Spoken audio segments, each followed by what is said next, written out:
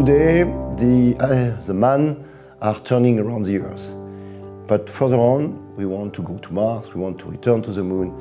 And if we want to maintain human presence, we need oxygen, we need water, we need food. And this is a lot of mass. Today, if we put this in the launcher just don't take off. So we need to recycle absolutely everything on board the shuttle. And this is the objective of Melissa. On one side, to take all the waste of the mission. On the other side, to produce oxygen, water and food. So this is the ultimate example of circular economy. For the last 30 years, Europe, led by ESA, but involving around 50 organizations, are tackling this challenge and are progressively building this loop in order to be able to be present for the future coming missions. C'est une idée qui est venue à l'occasion de l'offre qu'on a fait à ma compagnie, Matra, de faire une expérience à mettre en place sur une capsule autonome sur une fusée chinoise. Eh bien, pour moi, en ce qui me concerne, c'est le hasard pur. Je travaille encore un petit peu au centre nucléaire de Molle. Nous recevons la visite de Claude Chipot de Matra. Il me demande « Qu'est-ce que vous faites ?» Je dis la biotechnologie de l'environnement. Est-ce que nous voudrions utiliser des microbes pour faire des choses dans l'espace et recycler les déchets? On pourrait faire un cycle avec tout ça. On a eu l'idée de voir des gens au CNRS et l'une d'elles, Madame Lefortran, s'occupait d'algues et on lui a proposé de les faire voler dans l'espace. On a fini par faire une expérience très simple qui a volé pendant 8 jours et qui est revenu et qui en fait a donné des résultats qualitatifs. Et c'est un petit peu comme ça que ce qui devait s'appeler Melissa a pris forme.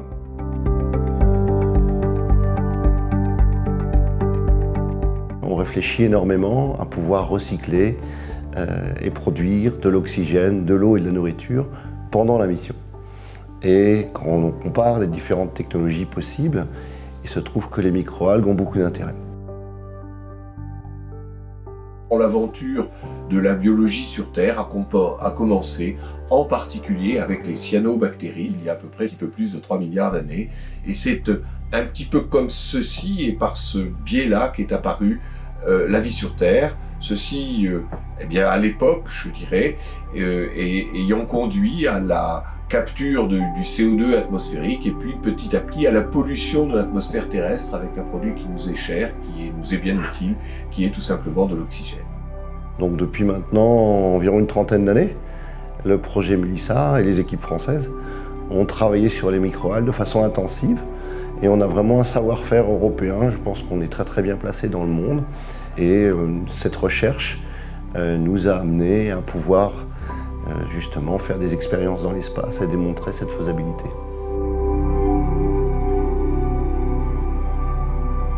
We had the Artemis project that was launched at the end of 2017, which was studying the growth of Arthrospira, of the microalgae we're talking about. Quand on parle du monde du spatial, on est convaincant que lorsqu'on a volé.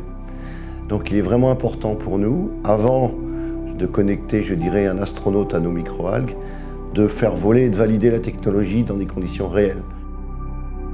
We tried for the very first time to send a photobioreactor, it's a cultivation chamber for cyanobacteria and microalgae, to space and to have it working and running in space conditions. So it means that it had to be developed to withstand all the launch conditions to get into space, but it had to be also functional under conditions of microgravity and the higher doses of radiations which we have in space.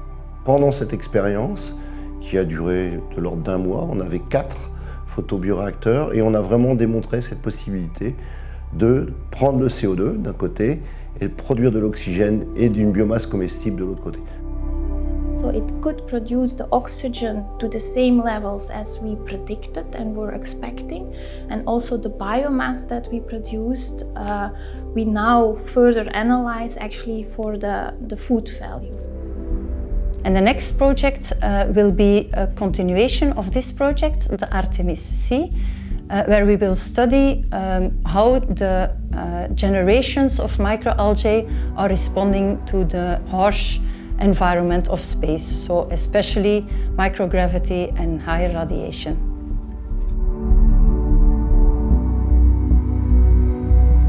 When you do something in Melissa, you have to think that, okay, once this process I'm developing will have to be applied in space with a lot of different constraints in terms of energy, in terms of space, in terms of volume, in terms of radiation, of safety. There are really multiple constraints. When we talk about biological regenerative systems, there are always difficulties related to putting biology in space. It's even a bit strange because even humans are part of the biology, so we put humans in space, but when we are talking about systems that we commonly use, safely use on ground, there are a lot of difficulties. Le défi scientifique à relever et le défi scientifique qui concerne la culture de microalgues, eh bien, consiste à les cultiver de façon suffisamment intense, suffisamment intensifiée, d'une façon contrôlée et de façon à ce qu'elles consomment juste la quantité de CO2 qui est disponible et qui est la quantité de CO2 produite par l'équipage et qu'elles produisent dans le même temps la quantité juste nécessaire en oxygène, nécessaire à la vie et à la survie d'un équipage qui vit dans un système qui est par définition hermétiquement clos et coupé de l'extérieur.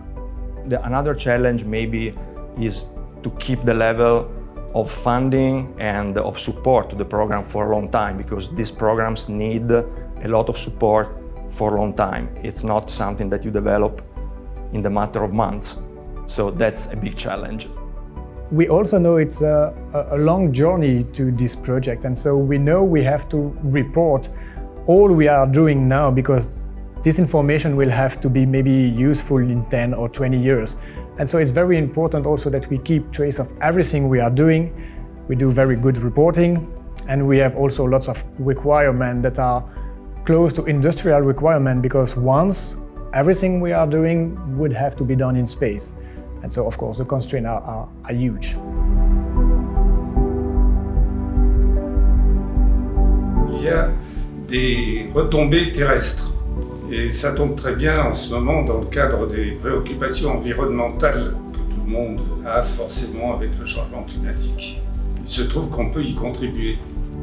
The Inspiration Project is a project where we bring our knowledge about our space research and about cultivation of microalgae and cyanobacteria to groups, for example, and universities in Congo, so that they also learn more about the cultivation techniques, the organisms, and they actually can incorporate it in their local agriculture infrastructure and local diets.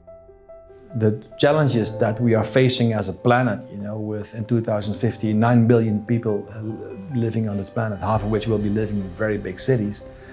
They all need, their food and the water and the oxygen. And I think that there, Melissa can really make a huge impact, a huge difference, because the solutions that are designed for space, for the challenges that you have in space, are really very similar to the challenges that we have here on planet Earth. So consequently, also the solutions that were designed can be used for Earth.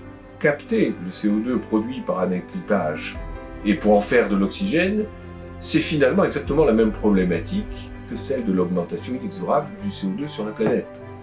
Et finalement, tout ce que l'on développera en compréhension, en maîtrise, en contrôle, en modélisation concernant les cultures de microalgues pour des systèmes en microgravité est parfaitement exploitable pour des systèmes qui ne seront pas en microgravité, mais pour des systèmes un peu équivalents à développer sur Terre. Si vous faites de la recherche, si vous faites de la bonne recherche, par définition, vous allez trouver des applications terrestres. C'est presque une règle directe. Et aujourd'hui, les microalgues sont sérieusement considérées, par exemple, dans les produits cosmétiques, évidemment dans l'agroalimentaire, dans les technologies de recyclage, mais aussi sur des choses un petit peu plus futuristes comme le biofuel et d'autres choses comme les bâtiments biofaçades qui peut-être n'est plus si futuristique que ça, puisqu'on voit des premiers projets qui arrivent.